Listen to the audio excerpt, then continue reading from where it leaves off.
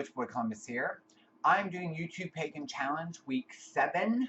Sorry I did that kind of crazy, but week 7. I'm going to read the question for you. It is, how do you view sacred text / mythology? Someone say or, because that, to me that's either or. It's two different things. So I'm going to give you my take on both. So I'm going to get right into it like I normally do, because in case I start to get wordy. I already remade the video once and was off on some other subject at the beginning. I don't know what I was talking about, so I deleted that. Now we're going to start over. So how do I view sacred text? Okay, sacred text, I think we as people give a lot of power to the written word, which I think can be a really good thing, or could be to our detriment. We have to remember that sacred texts are, for me, I find a lot of them to be dogmatic, that they're written by people that during an era that probably wasn't the best, or not even that, I shouldn't say that. It's more like they weren't as educated. They didn't know what was going on around them. So a lot of the things that they would write down are about, I'm being very general. But let's say some sacred texts are like some of the organized religions you use today are, to me, like they needed rules. They didn't have enough power back then to enforce their will on vast amounts of people. So what better way is to use fear and scare tactics to control people. So to me, sacred texts are awesome. I mean, if you take, let's say, a book of shadows, or a journal, or whatever you want, a book of mirrors, or whatever you want to call it, grimoire. There's some, 100 different terms, but to us, that's sacred. Like, to me, that would be what is sacred. Because it's what works for me, what I've discovered, my learning process, my experiences, and what I have found to be true, and then that is passed on, right? So, but what if I'm like, what if I'm really just not smart? And I still have the ability to write, you know what I mean? Or what if it's in an era that is really bigoted and closed-minded? You know what I mean? Or, I'm not even to go that direction, just not as educated as we are today. I have found that some writers, books don't really evolve. You know what I mean? They're stuck in that time. And I think the problem with a lot of people is that they take anything that's written down and they take it to heart like it's literally truth. I mean, you see it all the time, even in the media today, like the newspaper, or those magazines that are just pure lies. You know what I mean? And I can make fun of them, but there's people I know that read those and believe, if even just a little bit, that some of that's true. And that's kind of scary to me. So I just think sacred texts they're someone's thoughts put down on paper. It doesn't make them true. It doesn't matter what they title the book or the text or whatever. They could put the holy sacred truth of the truth, the whatever, you know what I mean? They can put anything they want on there. That's their selling point. How else are they going to grab the attention? You know what I mean? If that's what they're doing. If it's just someone's diary, then it's worded differently. You know what I mean? But if it's something that they want someone to follow or believe or whatever, they're trying to sell that thing. Even, you know what I mean? It's all about trying to sell your idea. Otherwise, no one's going to want to read it. You know what I mean? Now, I do find some sacred text, true sacred text, would be the experiences of the person that's writing it down,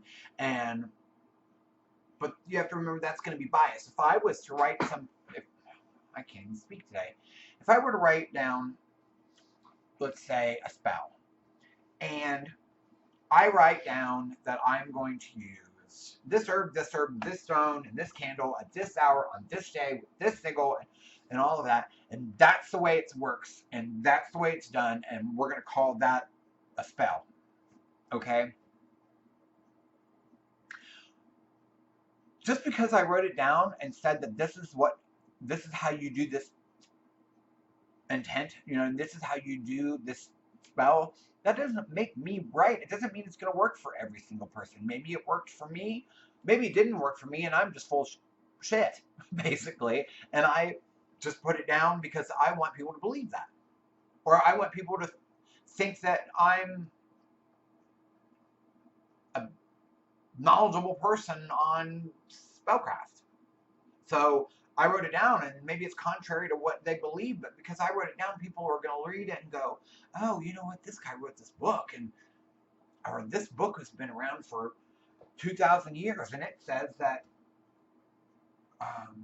we're supposed to wear brown on Mondays and blow whistles at 1 p.m. You know what I mean? It's just like, stuff like that. So to me, it's only sacred. Don't take everything literal. You know what I mean? It's good to read, to see vantage points and viewpoints and what people have thought of in the past.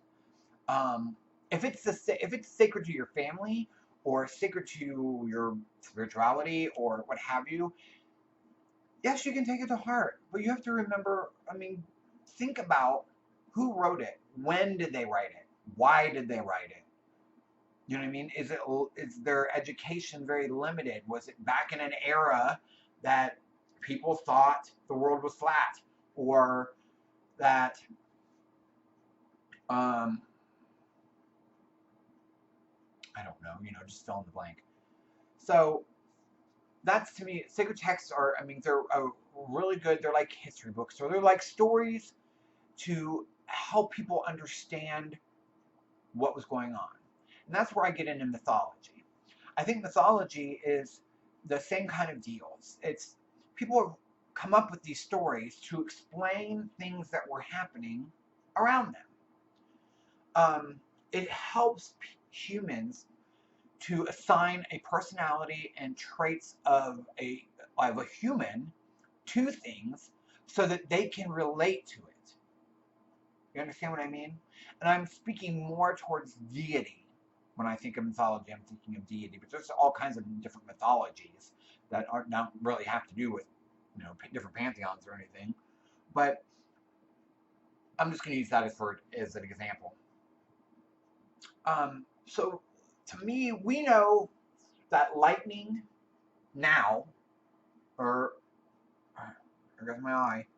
That lightning is the process where, if you want to make it the cold term, is, you know what I mean? Like, it's when one thing is more negatively charged and one thing's more positively charged, and the current train travels back and forth between it, whether it's cloud to cloud, or cloud to ground, or ground to cloud, or cloud to human head. But we know now what that is, what causes that. And I'm sure there's deeper teachings there that I'm just going to be very general. But stuff like that, when people would see that before, they would think, Christians would say you've been smited by God, or they might say Zeus is mad or angry with us, or that, just stuff like that. You know what I mean? Where it rained for a really long time, and so they're trying to wash us away. I'm not trying to make light of anyone's spirituality or anything, but that's kind of how I think of it. It's that there are stories to explain what things are going on, or they would come up with a way to teach, so to make it interesting. So I think that there's depth in mythology, and there's things that we can learn from that. But we have to don't always take it very literal. And the same with sacred text. You know what I mean? It was made up by people. It didn't come down from. Sorry, I'm suddenly getting itchy eyes. Um, it was made up by people and written down or told, you know, in one way or another, passed along, and that's where we come up with these. Um, that's what, you know, it's mythology to me is like a myth. You know what I mean? Like it's um, something that's been told. It's not been proven, or you know, I don't know. So yeah, I do find it very useful. I think it was a useful tool to teach, you know, to explain, like I said, things that were going on. But I don't think that everything should be taken so literal. You know what I mean? You do you, and find out how you can think of it. You know what I mean? Don't let people tell you how to think. Use it as a learning tool, not necessarily the end all be all of you and what, you know, what the world is. So now that I've rambled on for about 12 minutes, if you guys have any questions or comments, please put them in the down bar below and I will get back to you, I swear. Check out my Facebook page. You can message me on there. Most of you have known my real name, so if you friend me on there, I try and accept friends if I know you. It's always better to like message me. Hey, I follow you on YouTube, stuff like that. Or I have a Twitter.